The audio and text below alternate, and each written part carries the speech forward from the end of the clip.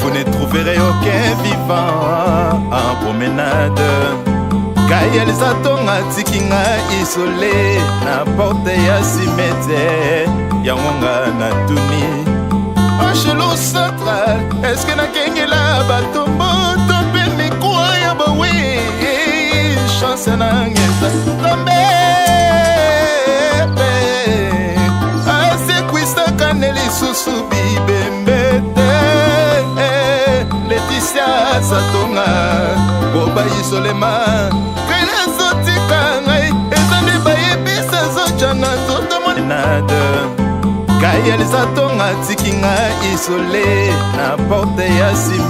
Bonjour, bonsoir à tous les internautes qui suivent cette émission sur l'artiste. L'émission sur l'artiste est présentée par moi, votre humble serviteur fashionnier, le bâton de Moïse. Mbote na bino tout bateau bolingara biso. Mbote d'abord na fiston dinanga. Moutoza na sima caméra. Mbote na epi mbote na Gaël Zatonga la fan sacré moto pamba. Mbote na Berado Prince des Amunda papa Tchatche ya Mbinga taille la force qui écrase. Mbote na Chouchou na Tati la maman na Beni ya Chouchou mère na ngai. Mbote na Igete kala la HK le cœur de quelqu'un. Mbote mbala moro na Simo Goms Bamba l'homme à 3 noms bienvenue qui ndenge banque de Suisse na bosanité mère nangai Maria da Silva Joe Tambani couple millionnaire na mona mbala moko souzine que c'est vient nga Oscar meilleur couple à Orléans mbote na Fader Mabula moninga ya Trésor Pembele mbote na yo mbote na mère Siko ya Gobelisha la première dame de Lausanne la maman de Ridier Randi Louawa un enfant pas comme les autres mbote na de la part nanga fashion ya la beau comprendre le lot naza vraiment na repia la Pulga Totorena Motona Tembe, héritier Watanabe, Nazana Grand Kasai, Naza vraiment à beau comprendre, Nazana Manzeku Nambonda. Boyoka Yoga Bozar la biseto Yamba, le tout Zamato Yamba Bango sur la Bango, Boyoka Bango na micro Oyoya, sur l'artiste ya fashion en direct ya Congo Paris Télévision, Manzeku Nambonda.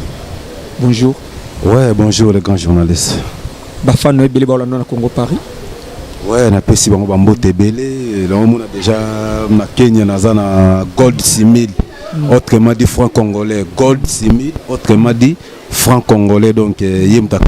euro bien on a par rapport à Ontawa toujours donc et puis nous on a Cédric qui Moussoumadi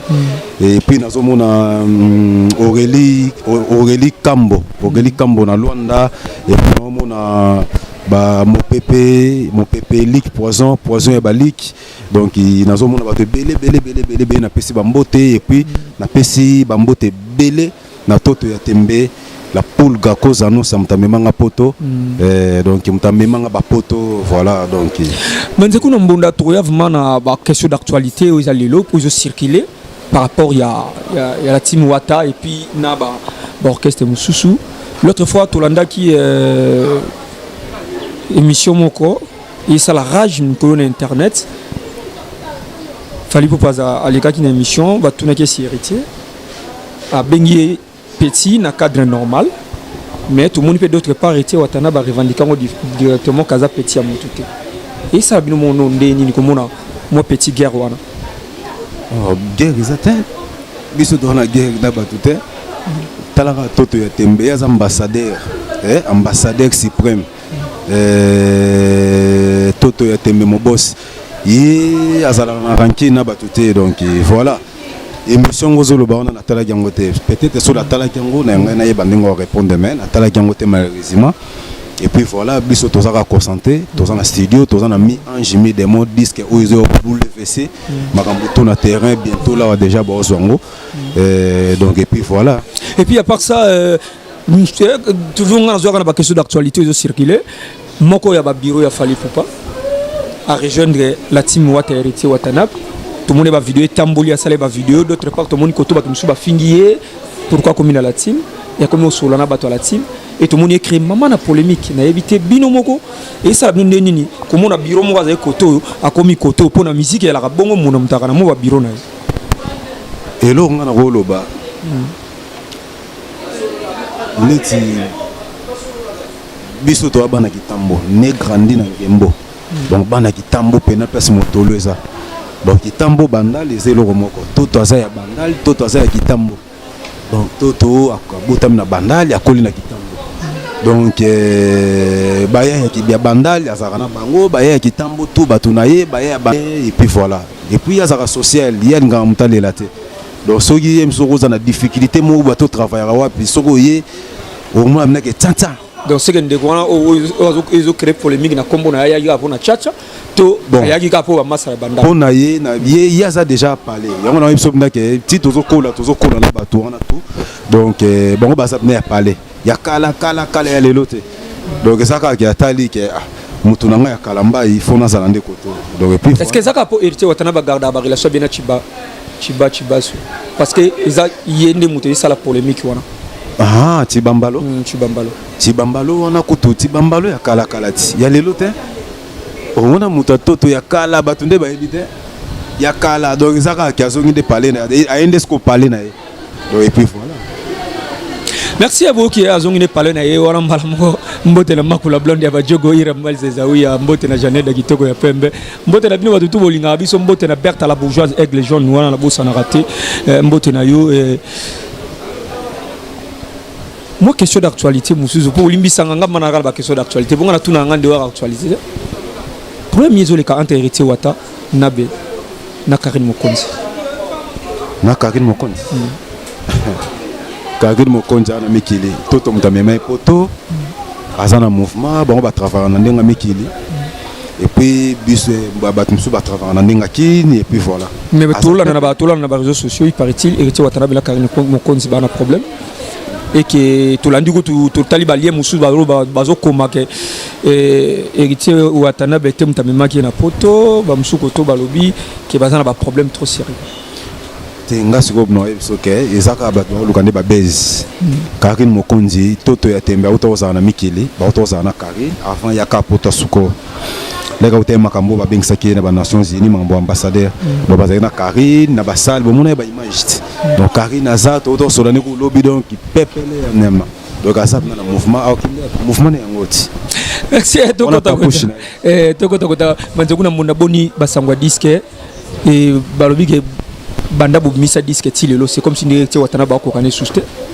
c'est comme si ndire la team wata bozo ko kasuko ko cha mbanzili kolote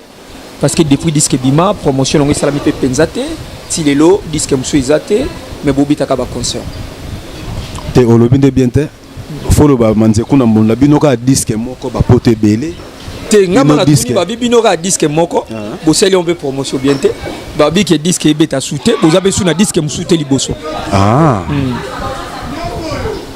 siko bato ba otala biso liboso ba ebi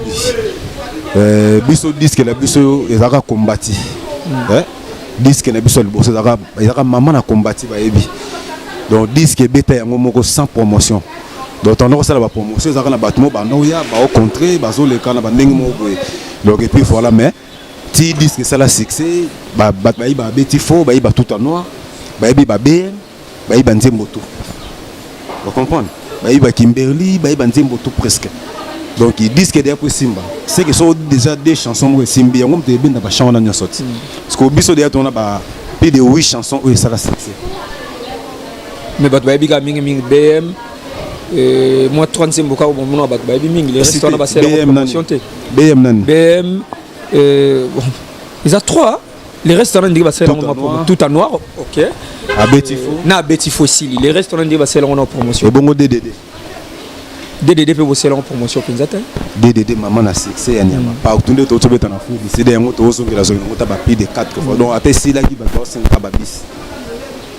vous comprenez toto aza muta makambuye bakanga mpepete mpepe bakanga ngote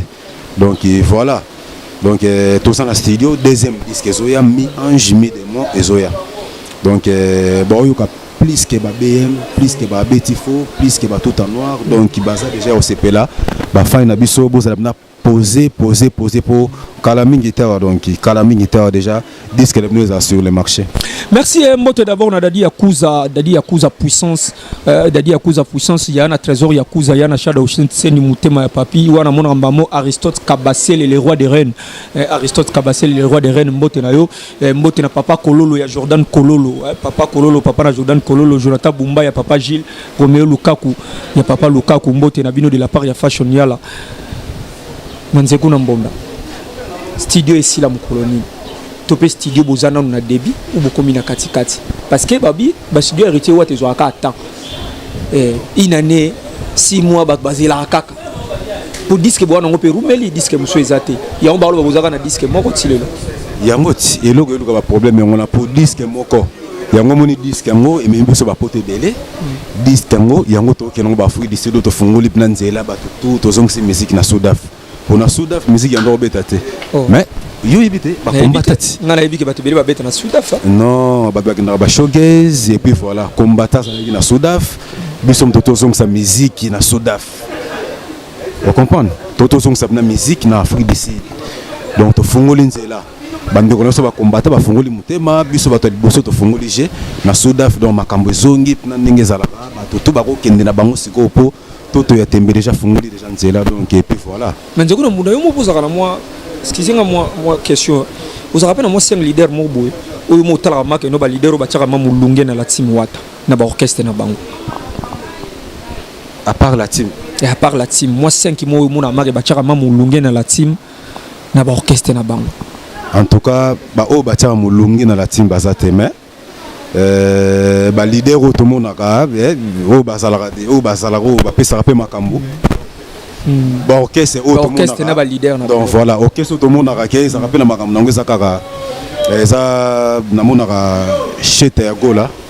chete ya gola G7 et puis G7 et puis na zaiko ya fe na biso josa bave josa moi likolo bave josa moi likolo nga lingo ba génération wata ou avant ou moi likolo wata mukie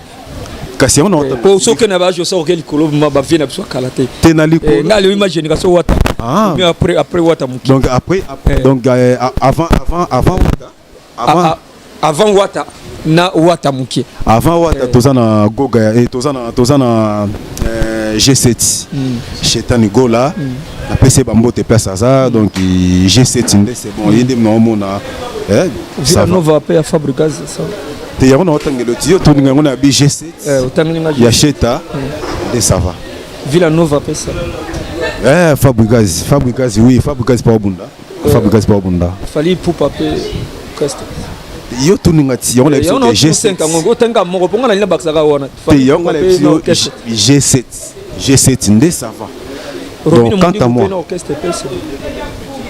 donc yo tuningati envie nanga yonga na sosko envie nanga na moni ko swisi ngaka na moko yonga na otanga ka mo 5 tenga siko na 5 non na mo na 5 te donc na sena mo 5 te no mo na ka acheta et puis à part cheta Zaiko il y avait l'option Josa à part Zaiko na mo na maison mère pe na nini Maison mère BCBG il a fait la biso il a fait la biso souverain papa chéri la PC bambote pesa ça et puis voilà merci beaucoup Manzeko na mona na bona okena trop polémique po bolo ba ote ngala za tout ça dire que moi na muto lobika voilà Manzeko to comme la suka moi dernièrement la fan na bino tout programme mouvement et puis ba mbote na ba tout ba linga yo et puis numéro on a contact déjà ça la bango bien ouais biso to répéter na grand Kassai na Bovant to salaka chaque mardi mercredi jeudi et puis ba fan na biso tout ya monde entier bozela mi ange mi de mozoya kala mingi te donc boyo ka ba di mouvement mishka ngando boyo ka ba Kim Solo boyo ka ba milangi ba champion voilo et puis bozoyo ka pena donc kala mingi te boyo ka Manzeko na mbonda banzela ba keli susu po bazwaki bango bana ba manioko bazwaki ba Manzeko na mbonda ba AVC siko bazo ba pinti mindieri donc on a mis ange mi demo et puis voilà boyo ka susu donc ba koba la tortue donc voilà et puis na sanité donc dans on a déjà Cédric Moussoumadi dans on a Papi James plafond de Genève on a Pessi Sumbote na Sacha Munga na lo faut contrôler Sacha Munga ya ba Sacha ba biba zonyo so batika Sacha Munga et puis na moni lisusu président Desi Kabushkop ya ba Desi et puis na sanité na Pessi Cédric Moussoumadi na sanité na ndenga Souda Fona na moni lisusu Titi Kuzure ya batiti na moni Seba Nzambi ya baseba et puis na Pessi Sumbote et pas ya Sandra Iyombi maman na Brenel et puis na sanité Gold Simil na Kenya donc il est fin numéro contact na yo contact na ngezali plus 200 otika Willy Moucheni et puis 89 91 270 48 Donc 89, 91, 270, 48. Merci à qui commence mais finit bien quant à moi Fashionnier les bâtons de Moïse Mbote na Batuba Linganga Mbote na Gaël Zatonga la France sacrée Mbote na Berado Presse des Amunda Papa Tchatche Mbote na Chouchou na Tati la maman na Beni ya Chouchou Mbote na Bino tout Bosé Belé na Bosante Pamela Merch de la part à Fiston Dinanga Mbote na Igete Kala la HK les cœurs de quelqu'un Mbote na Merci Koya Gobelisha la première dame de Lausanne na Bosanité Mbote na et puis na staff na biso poto na Bosanité Bobo Beloy PDG Bobo Beloy et puis namoni les sous ya Pongo Pontak namoni les sous Général Stomy et puis Tchèque Fou Roi de France et puis Mbote na Junior Tchèque Fou Junior Tchèque Fou Junior Tchèque Fou Mbote na yo et puis Mbote na Bosante na le sénateur Amédée Isongo mon ve Mbote na yo quoi donc et puis na Bosanité na mama Botingai losi ya Mangombe na pesi famille Manzeku nyonso bambote na poto Nakin partout famille Manzeku tout na pesi bambote belé. Merci à qui commence bien fini bien ngana bino maele ngana zano na rap ya héritier Watanabe Boro mesana ka ndeza la fisto di nanga maele ouais na Bosanité papi pour les papi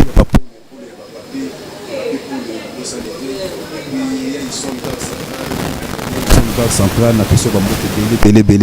belé donc et puis voilà.